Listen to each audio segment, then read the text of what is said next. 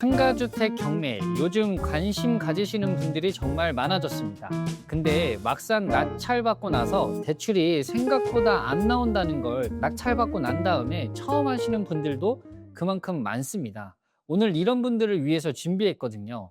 입찰 전에 대출 한도를 왜 미리 알아봐야 하는 건지, 그리고 경매 대출이 일반 담보대출이랑 어떤 점들이 좀 다른지, 대출이 부족하면 잔금 납부를 안 하고 포기해야 되는 건지, 또는 다른 방법은 없는 건지, 이러한 질문들을 하나하나 풀어드리려고 합니다. 끝까지 보시면 보증금을 날리는 최악의 상황만큼은 피하실 수 있습니다. 첫 번째 질문입니다. 입찰 전에 대출 한도를 안 알아보면 진짜 보증금을 날리나요? 라는 질문입니다. 네, 날립니다. 그냥 이건 이론적인 이야기가 아니라 실제로 이런 경우를 꽤 많이 봤습니다. 낙찰가 기준으로 대출이 충분히 나올 거라고 막연하게만 생각하고 입찰을 했다가 막상 은행에 대출 신청을 하니까 한도가 훨씬 적게 나오는 겁니다. 자기 자금으로 메꾸기에는 금액이 너무 또 크고 결국 잔금 기한을 맞추지 못해서 보증금을 날린 사례가 있습니다. 한 번에 수천만 원이 그냥 사라지는 거죠. 이게 왜 생기냐면요, 순서를 지키지 않아서입니다. 물건을 분석하고 입찰가를 정하고 그리고 입찰하고 그 다음에 대출을 알아보는 순서로 하시는 분들이 많거든요. 근데 이 순서가 조금 잘못됐습니다. 대출 한도 확인이 입찰보다 먼저 와야 한다라는 거죠. 자, 그 다음은 두 번째 질문입니다. 상가주택 경매대출, 그럼 일반 부동산 담보 대출이랑 어떤 점이 좀 다른가요? 라는 질문입니다. 많은 분들이 낙찰가의 70에서 80%는 대출이 나오겠지라고 생각하시는데 상가주택 경매에서는 그렇게 단순하지 않습니다. 일반 담보대출처럼 생각하시면 낭패 보기 딱 좋거든요. 일반 부동산 담보대출은 KB 시세를 기준으로 LTV, 즉 담보 인정 비율로 적용해서 한도가 나오게 되는데요.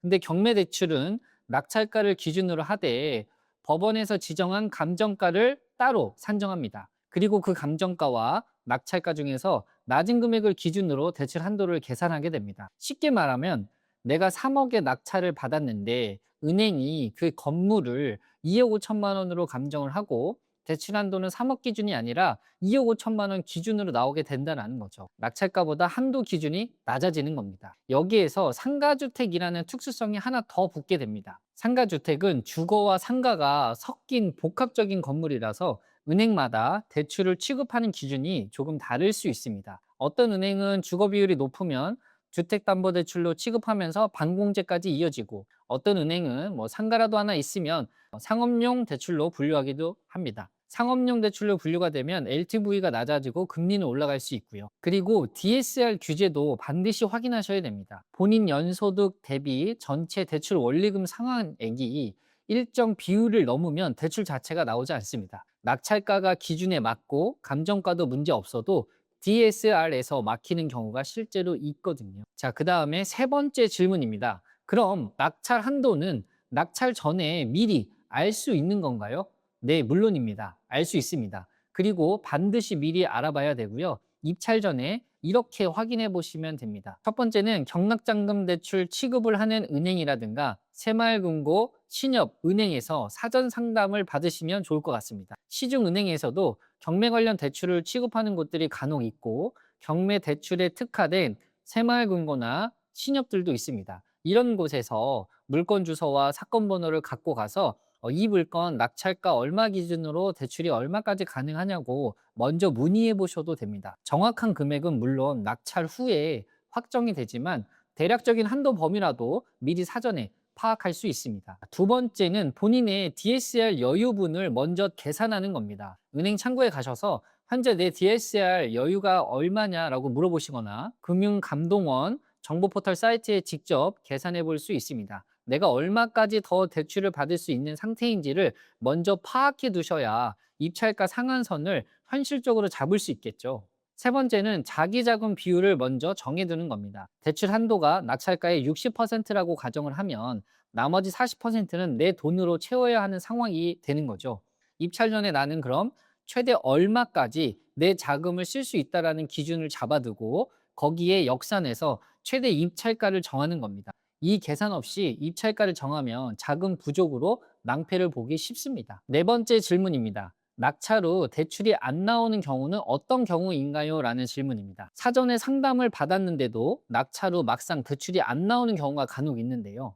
이런 유형의 물건은 처음부터 피하거나 자기 자금이 충분할 때만 들어가야 합니다. 첫 번째는요, 위반 건축물이 있는 경우입니다. 불법 중축이라든가 용도 변경이 된 건물은 은행이 담보로 잡기를 꺼려합니다. 감정 자체가 안 나오거나 나와도 대출 한도가 대폭 낮아지는 경우가 많습니다. 등기부등본이나 건축물 대장에서 위반 건축물로 표시가 있는지 반드시 확인하셔야 됩니다. 두 번째는요, 선순위 임차인 보증금이 많이 남아있는 경우입니다. 은행은 대출을 해줄 때 자기가 얼마나 안전하게 회수할 수 있는지를 보게 되는데요.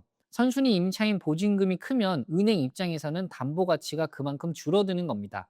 이 경우 한도가 생각보다 훨씬 적게 나오거나 아예 대출이 거절되기도 합니다. 세 번째는요, 건물 노후도가 심한 경우입니다. 준공된 지 30년 이상 된 건물이거나 감정 시 건물 상태가 불량으로 평가되면 은행은 담보 가치를 낮게 잡을 수 있습니다. 건물에 관한 가치가 거의 없고 토지에 관한 것만 인정이 되는 경우도 있어서 대출 한도가 예상보다 훨씬 낮게 나올 수도 있습니다. 네 번째는요, 본인의 신용이나 DSR 기준에서 막히는 경우입니다. 물건에는 문제가 없어 보여도 본인의 기존 대출이 많이 있거나 신용 점수가 낮으면 대출이 안 나올 수 있습니다. 이런 건 물건의 문제가 아니라 사람 문제라서 다른 사람의 명의나 법인을 활용하는 방식으로 대응하는 경우도 있습니다. 다섯 번째 질문인데요. 대출 한도가 부족하면 낙찰을 포기하지 말고 다른 방법은 없나요? 라는 질문입니다. 한도가 부족하다고 바로 포기하실 필요는 없습니다. 미리 알고 준비하면 활용할 수 있는 방법들이 있습니다. 첫 번째는요, 후순위 대출을 활용하는 방법입니다. 1금융권 대출이 낙찰가의 60%까지만 나오면 나머지 부족분을 2금융권이나 경매 전문 대부 업체에 후순위 대출로 메꾸는 방식입니다. 금리가 높다라는 단점은 있지만 단기간에 활용하고 건물의 상태를 개선한 다음에 대환하는 전략으로 쓰는 분들도 많이 있습니다. 전체 이자 비용이 수익에 관해서 마이너스가 되지는 않는지 반드시 계산하고 들어가야 됩니다. 두 번째는요, 공동투자나 지인 자금을 활용하는 방법입니다. 혼자 자금이 부족하면 신뢰할 수 있는 지인과 공동으로 투자하는 방식도 있고, 이 경우 지분 비율과 수익 배분, 그리고 향후 매각 조건 등을 반드시 서면으로 정해두셔야 합니다. 구두 약속으로만 진행하면 나중에 분쟁으로 이어질 수도 있거든요. 세 번째는 법인을 활용하는 방법입니다. 개인 DSR 규제를 법인은 적용받지 않거든요.